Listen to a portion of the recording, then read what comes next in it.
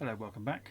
So in this video we're going to be taking a look at a couple of tips for BBC Basic, a sleep function and looking at the keyboard buffer.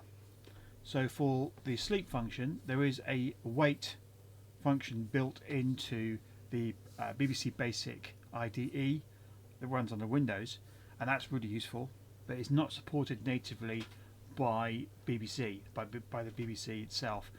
So I've written a procedure here called sleep, and it takes a parameter which is a value, an integer value expressed in hundredths of a second. So in this particular test it will poll round and show you 10 ticks, one tick every second. So if you run this, then you can see the results here. So roughly every second that will fire. So if we take this and paste it into our emulator, we run it and we get pretty much the same stuff. So it's a direct analog of what's in the BBC Basic for Windows version. Okay, so that's all good. Very simple, using the time function, so it's reasonably accurate. Obviously if there's back-end tasks going on and interrupt handlers and stuff, then things can move around a little bit and be less accurate. But on BBC there's not much going on in the background really. You have to work hard for that. So yeah, that's good. A nice little transportable function. So the second program is the keyboard buffer test. So it's not uncommon for a BBC Basic program to run perfectly fine, but then if the user is jamming a key down, repeatedly pressing a key, then you could very quickly fill up the keyboard buffer. Chances are, if there's calculations going on, you're drawing the screen, doing sound effects, all that kind of stuff, then the processor doesn't have enough time to service the keyboard handler to actually dequeue those commands. So the get command reads the integer value from the buffer, the keyboard buffer. So in here, what we can do, if we run it under the IDE in Windows, you don't really see much. It just returns the value of the key being pressed. Okay, that's fine. If we then press space, then it will do the same thing with clearing the buffer. So you don't see anything really on Windows. There's no difference. However, there's a big difference if we put it into the emulator. So if we run this now on the emulator,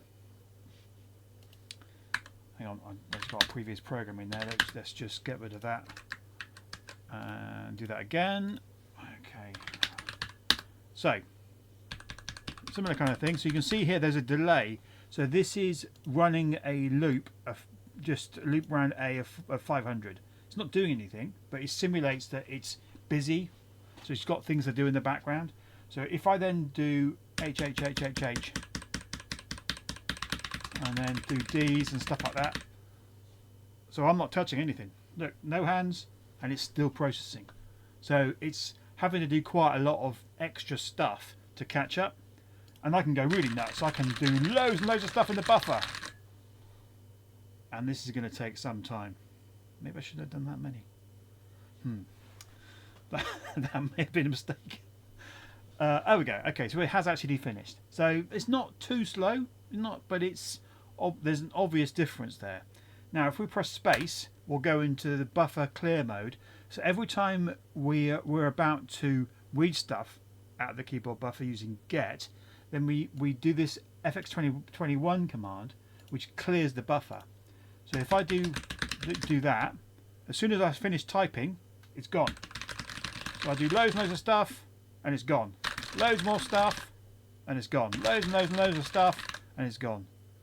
Right? So it means that it's not making the program quicker, but what it is doing is clearing the backlog, so that when the program is ready to take user input, it will take that user input, and it won't be swamped with lots of stuff in the background, lots of processing, because in certain games and applications it can be very annoying that you're waiting for you're typing a load of stuff and the buffer's full and you might have 10 commands all wrapped up.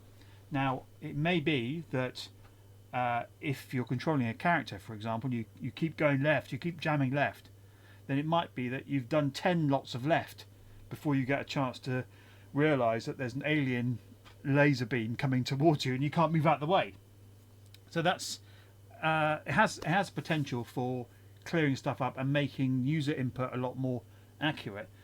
There is a slight performance penalty because obviously you're issuing the command to clear the buffer, so you'd use it in circumstances where it was you needed the accuracy above the performance, and the performance penalty is not that much, to be fair, but you can see the benefits here. So if I quit that and run it again, then that might be perfectly acceptable. But I suspect for a lot of games, there you go, so that was at 10, 12 lines of extra commands, versus this, where you simply cannot make it go more than a couple. Very, very small tip, one tiny command, asterisk fx21, 0. It's not going to change your life, but I think it's potentially a very useful little command. That's it for this video. So there'll be more on this stuff later on, more tips, tricks, optimizations in the future. But for now, thanks for watching. Merry Christmas.